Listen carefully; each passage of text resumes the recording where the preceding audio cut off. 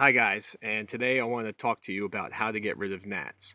I came back from a camping trip and and gnats were everywhere. Now I know what some of you are saying. This show is called Wilderness Surviving to Thriving. So why am I talking about getting rid of gnats? And I also talked about how to get rid of carpenter ants, which you can check out another video I did. So why am I talking about this? Well, first of all, carpenter ants can burrow into wood and they destroy wood. So if you ever build a structure, a cabin, what have you, they will definitely destroy that. So you want to get rid of it. Now gnats, on the other hand, I come home and I'm into food, storing food, or I'm into preserving food. I looked at my onions and they were just full of like little maggots that turn into gnats. They kind of look like housefly maggots, just a little smaller. So the reason I want to preserve my food, it was onions that they destroyed, but it was next to potatoes, and they were killing those also. They were eating them up. So I wanted to definitely get rid of these things.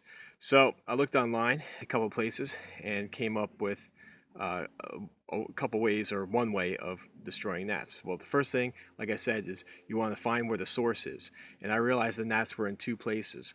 They were in the bathroom and the kitchen. What that has in common is that they're both wet environments, so they like wet environments. The bathroom was easy. I kept a little rag in there when I was cleaning the shower, and I left it there. And the I guess the gnats they grew underneath the wet towel. So I just removed the wet towel and that turned on the fan, and that probably fixed that problem. Now the kitchen, I had to explore a little bit. I didn't know where they were coming from, so I looked at the onions, and they were all over the onions. I threw it outside. Maybe I'll try to find that onion and show you how nasty it was. But that's where they're coming from. Destroy the source. No matter what you do, if you don't destroy the source, they'll keep on coming back, obviously.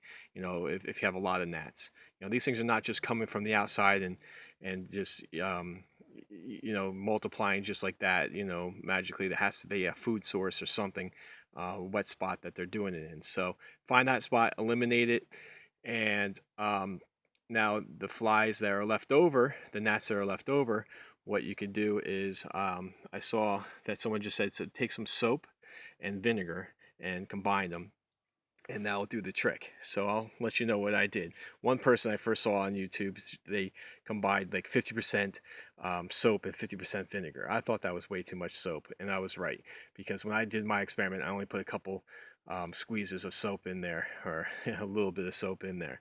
So what I first did is I first did this right here.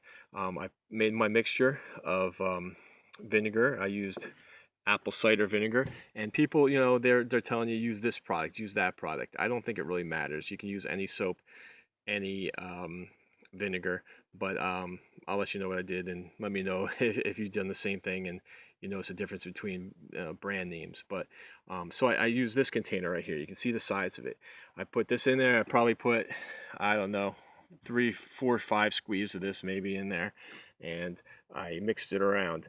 Now what I noticed is the next day there was only like 1 or 2 gnats in there, so it really wasn't working well. My wife noticed that in her bathroom there were some gnats, so what she did is she took a shot glass, she just dipped it into my solution and put it in there, and all of a sudden, as you can see, maybe you can see that, tons of gnats, after like 2 days, just formed in there. So, or landed in there. I believe what the soap does is the soap provides a film. So what happens is they go there and they get stuck in the soap and then drown. I think that's what the soap is for. So you can see the bottom there. So what's the difference between this and this one? Besides the location, because I did this one in the kitchen and I got that result. So I think the difference is the size of the jar. So I don't think the big size jar works properly. I think you need to go with the shot glass. Maybe it's just less room for them to escape. I don't know exactly what the reason is, but as you can see, the big jar didn't really work at all. There's only, I don't know, less than 10 in there. This one has a bunch. So I would use a shot glass, and plus it takes up less counter space. So definitely use a shot glass. Another one, I wanted to see if the kind of vinegar, it matters. That right there is apple cider vinegar. This one is red wine vinegar. So as you can see here, it's kind of hard to tell unless you look at the bottom, and there's tons of them in there. So I don't even know if the kind of vinegar matters. I didn't try normal vinegar. Maybe I'll try that next time. But yeah, like I said, this works.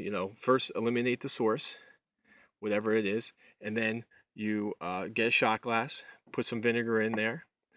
I don't know, this is apple cider or red wine vinegar, or yeah, red wine vinegar.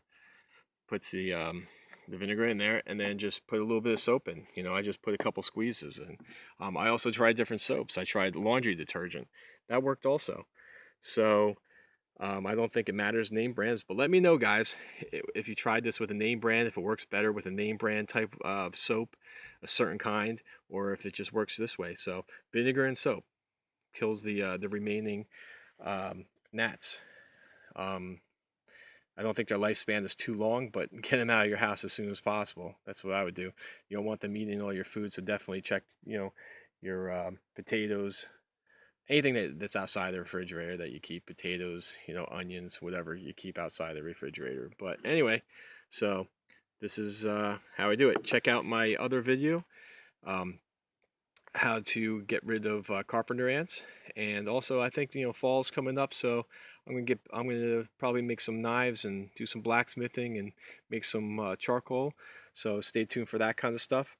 I'm going to get into that and show you how to do that. So we're going to forge a knife later, so that'll probably be my next one. So stay tuned for that. Okay, this is Wilderness Surviving and Thriving. I'll see you next time. Thanks.